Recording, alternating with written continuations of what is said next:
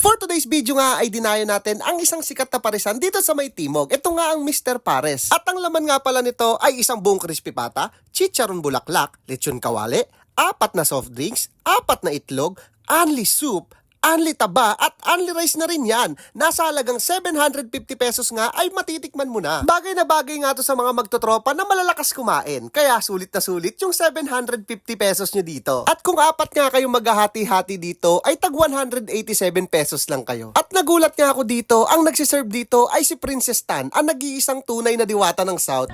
Crispy pata pares po. Uy, crispy pata Paris! Yeah. Grabe, overload! So bango. So bango? Away-away lang. At syempre, hindi rin magpapahuli yung kanilang sisig.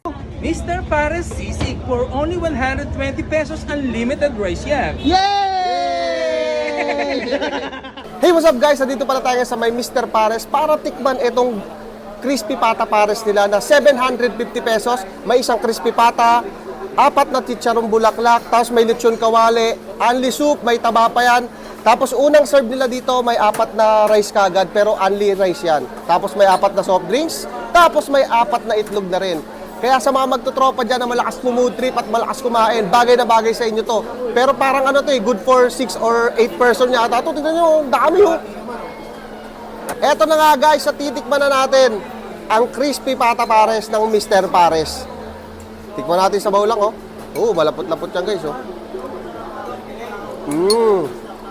Tikman natin. Eto na. Crispy pata. Lucky free.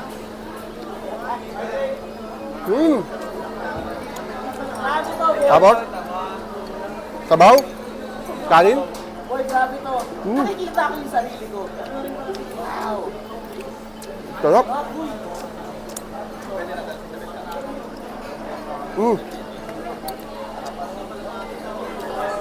Grabe guys, bagay na bagay pala sa Pares yung crispy pata. Kaya kung malalakas kayo kumain, magtutropa, pumunta na kayo dito. Solid to. Food trip na ako, wala nang vlog-vlog.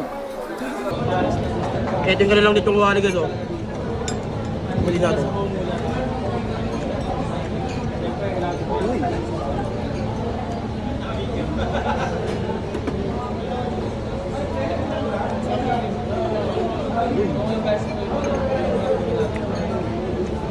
Lechong kawali.